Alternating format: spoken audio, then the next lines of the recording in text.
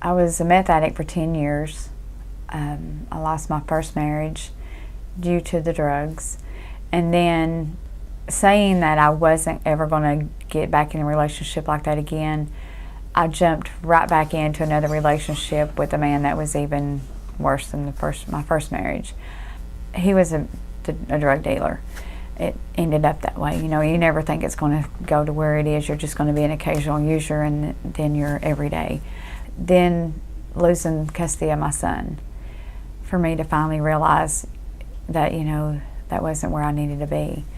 Whenever I finally decided that I was going to go to rehab, I set Isaiah down and just told him that I was going away for a while, that I was sick, that I had a drug problem, and that I had to go away to get better so that I could be a better mama for him. At Teen Challenge, as soon as you get up at 5:30 in the morning, and you go to the chapel and you pray for an hour. That's just the way it is every day. Everybody made fun of me because I cried all the time. I mean, I would cry from the time I woke up to probably the time I went to bed. And I still see some of the girls now, and they're like, "Oh, there's Wendy, she's probably crying." But for me, it was there, you know, in the chapel on my knees at 5:30 in the morning, that I would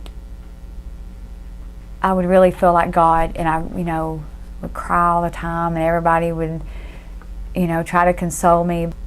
I guess all of the shame and everything, you know, all the pain that I had put my family through and everything, but it was there in that chapel, you know, that I felt like God was really there with me. I've been clean for 3 years. I won't say that there ain't hard times. There is hard times.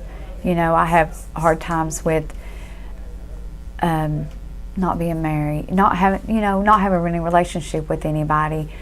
But I know that one day God's going to send me somebody that's going to be right for me. I've always been the type of person, and I don't know if it was from growing up without a dad to love me, that I've always wanted a man to love me. But now I don't have to have that man. I have God.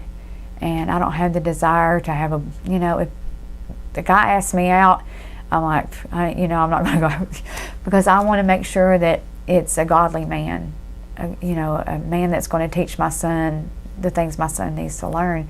And I just want to be there to, you know, show everybody that there is hope, and that with God, anything's possible.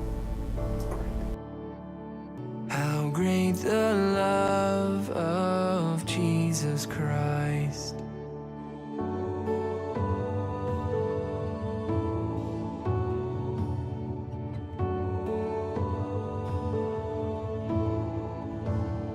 Upon the cross of Calvary, the blood was shed that pardons me.